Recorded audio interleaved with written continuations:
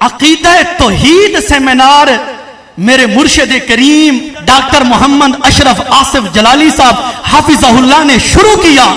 لیپ top کے ساتھ میں جلالی صاحب کے وہ بیانات عقیدہ توحید سیمینار سنتا تھا اور پنسل پر دستے پر وہ دلیل لکھ لیتا.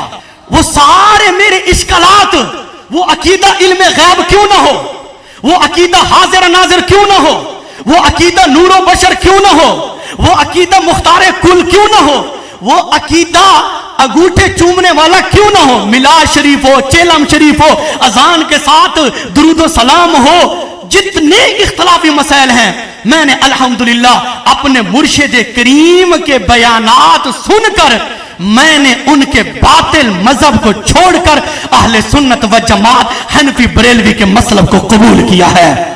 اب میں اظہار خیال کے لیے اس شخصیت کو دعوت دے رہا ہوں. کافی عرصہ انہوں نے عقیدہ اہل سنت سے دوری میں گزارا، بد مذہبوں کے ساتھ بد عقیدگی میں گزارا. اللہ تعالیٰ نے ان کو ہدایت عطا فرمائی. مفکر اسلام کنز العلماء حضرت علامہ مولانا ڈاکٹر محمد اشرف آصف جلالی صاحب قبلہ قائد محترم کے خطابات سنتے رہے، آپ کے دلائل سنتے رہے، اور آہستہ آہستہ ان کے قلب میں ایمان کا نور داخل ہو گیا. آج وہ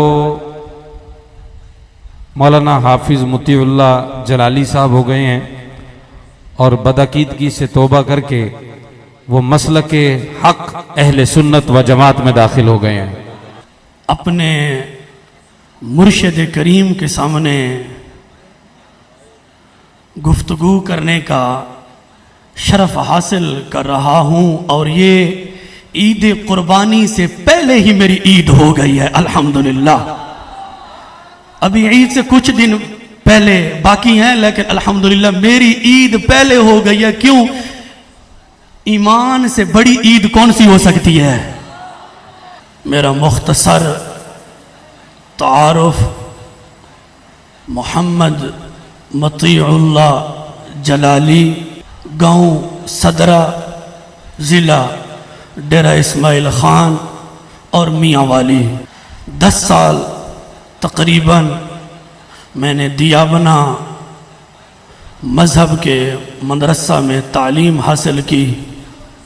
حفظ بھی انہی سے کیا، تجوید بھی انہی سے پڑھی اور نور الانوار تک درس نظامی انہی سے پڑھی اور تقریباً انہی والا عقیدہ میرا بن چکا تھا. وہ حفظ الایمان براہین قاطعہ صراط مستقیم فتاوی رشیدیہ جن کے اندر ناپاک عبارتیں موجود ہیں. انڈیا سے میں نے وہ کتابیں منگوائی تھیں کیونکہ اس وقت ان کتابوں پر پابندی تھی، اب بھی پابندی ہے. جب میں نے کتابیں وہ منگوائیں میں نے ان کو پڑھا، ان کے اندر ویسے ہی گند موجود تھا جیسے سنی بریلوی مجھے کہتے تھے. میں نے جب پڑھی میں نے کہا یار یہ مسلمان تو نہیں لکھ سکتا، کلمہ پڑھنے والا آدمی یہ باتیں تو نہیں لکھ سکتا.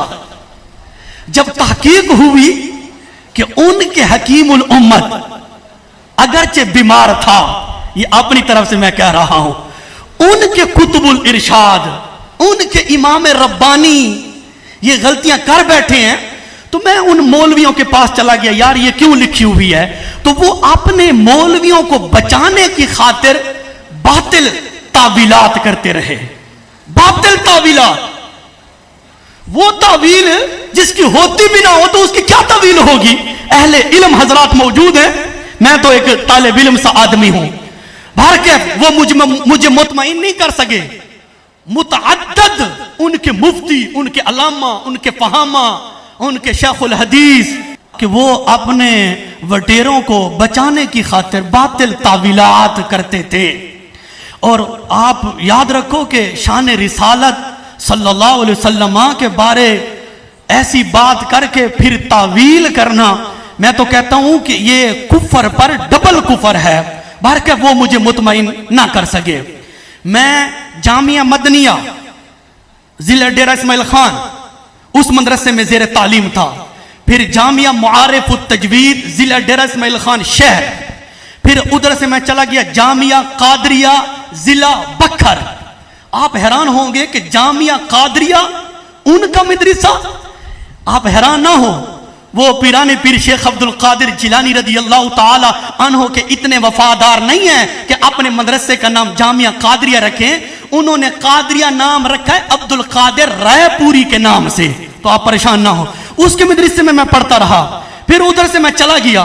اب مطمئن کرنے والا کوئی نہیں تھا، کوئی مطمئن نہیں کر سکتا تھا، لیکن جب عقیدہ توحید سیمینار میرے مرشد کریم مفکر اسلام کنز العلماء قلندر لاہوری مفتی اعظم قاطع شرک و بدعت ڈاکٹر محمد اشرف آصف جلالی صاحب حافظہ اللہ نے شروع کیا، میں ساتھ ساتھ لیپ ٹاپ لے لیا۔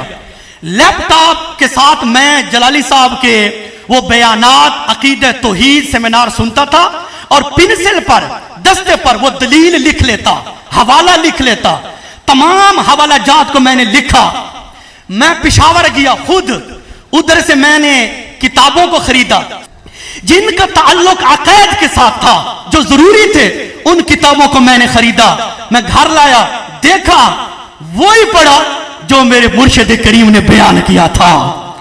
وہ سارے میرے اشکالات، وہ عقیدہ علم غیب کیوں نہ ہو، وہ عقیدہ حاضر ناظر کیوں نہ ہو، وہ عقیدہ نور و بشر کیوں نہ ہو، وہ عقیدہ مختار کل کیوں نہ ہو، وہ عقیدہ انگوٹھے چومنے والا کیوں نہ ہو، میلاد شریف ہو، چیلم شریف ہو، اذان کے ساتھ درود و سلام ہو، جتنے اختلافی مسائل ہیں، میں نے الحمدللہ اپنے مرشد کریم کے بیانات سن کر میں نے ان کے باطل مذہب کو چھوڑ کر اہل سنت و جماعت حنفی بریلوی کے مسلک کو قبول کیا ہے۔